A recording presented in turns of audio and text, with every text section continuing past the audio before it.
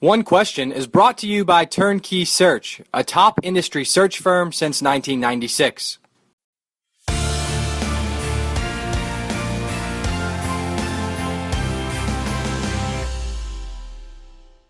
What do you think is the biggest misperception given the media narrative right now of the financial challenge, football hasn't been winning, that sort of thing? Yeah.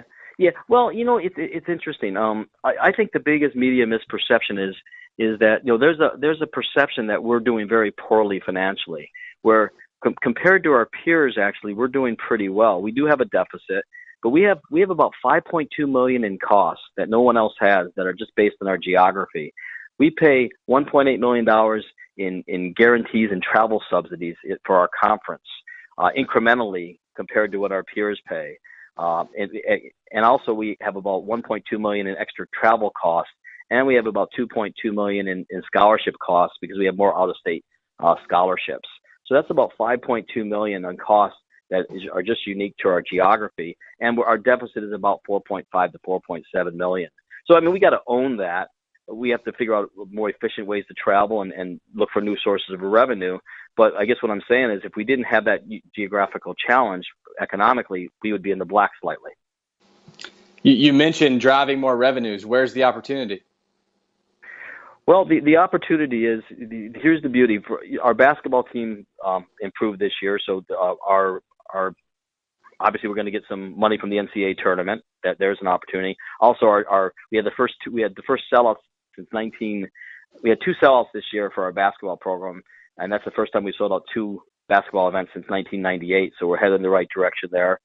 Our football program, the last 4 or 5 years, has not done very well. Our attendance was at the lowest point in the last 2 years, so we have upside there. We've obviously hired a new football coach, Nick Rolovich, who I believe is going to do a great job. And he's doing a great job in the community right now, getting buy-in, and people are excited. So there's an opportunity in football. Also, I believe Hawaii, since it's an aspirational place, I believe that we have an opportunity with our logo and merchandising and licensing to drive more revenues, even going towards Asia. That's part of the reason we're playing a football game in Australia against Cal to open up the season next year.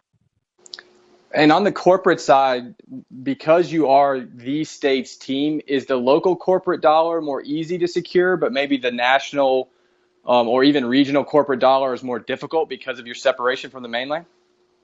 I think that's a great point, and that's an initiative we have to look at. How can we get more regional dollars and national dollars? I think there's opportunities for that.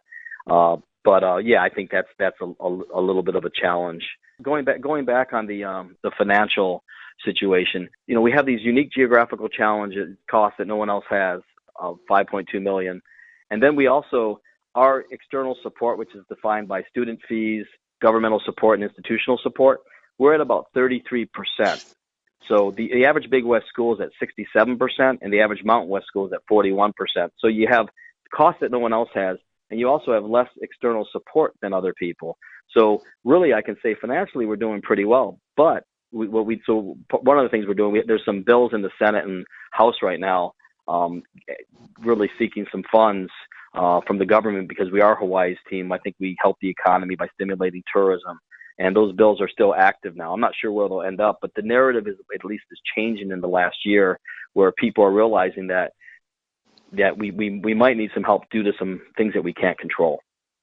Where would you put your level of confidence on those ending at a spot that's beneficial for you guys financially, or are you even comfortable saying that? Well, I know one thing is that it's gotten through 3 committees right now. I think we have a chance. I think if we don't get it this year, I think our chances next year are pretty good. I think the fact that the narrative has changed and it's gone from you have to balance your budget with the way the situation is, where people are saying, well, really, it's not realistic. So I think it's more of a question is, where will the help come from? I think most people are agreeing that there should be support levels. The question is, what fund or where does it come from? That's the challenge.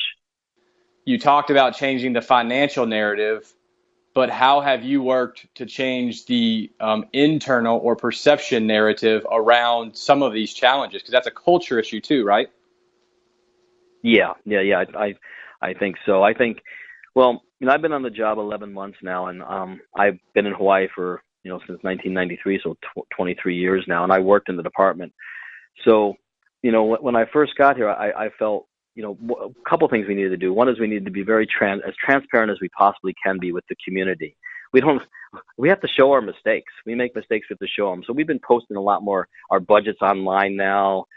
We did a deep dive which showed our whole financial situation. We put that online. Our frankly merchandise and licensing store is not doing well, so we posted that, and we're obviously got some plans to change that and improve it. But even with the staff itself, I mean, I'm very repetitive by nature a lot of times. I believe words are powerful.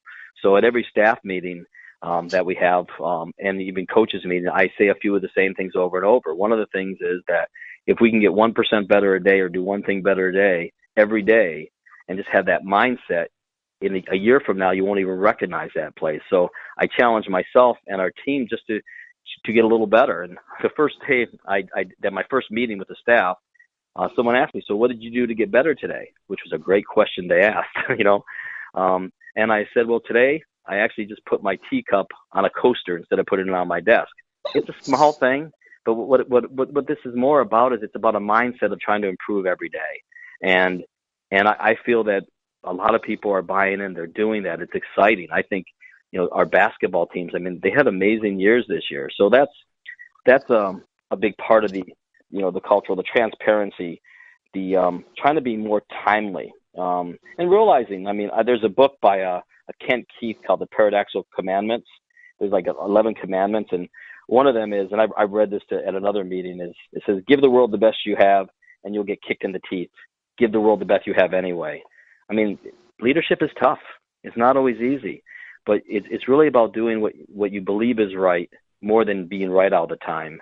And it's really about not doing the job, not making decisions to keep the job, but just doing it to do the job. And, I'm blessed with a lot of good people here, people that really care and have passion. And it's exciting. I mean, I'll tell you one thing, it's tiring too, but it's exciting. And that's today's One Question, brought to you by Turnkey Search, a top industry search firm since 1996.